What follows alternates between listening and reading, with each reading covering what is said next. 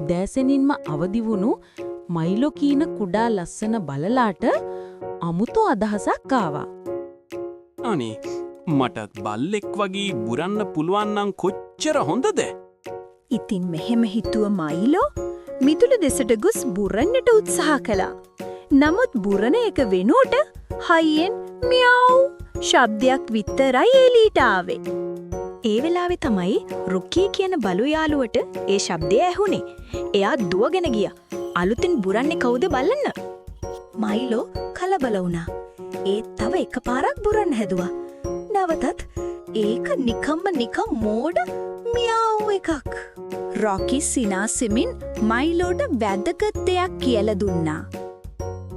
විශේෂ වෙන්න ඔයා බුරන්න ඕනේ නෑ යාළුවේ. ඔයා ඔයාම වෙන්න. ඒ දවසේ ඉඳන් මයිලු බල්ලෙක් වෙන්න හදන එක නැවැත්තුවා.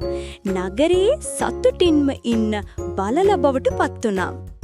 ඉතින් මගේ පුංචි පැටවුනේ හැමෝම තමන්ගේම ආකාරයෙන් විශේෂයි. ඒ නිසා හැම විටම මතක තියාගන්න. ඔබ ඔබම වෙන්න.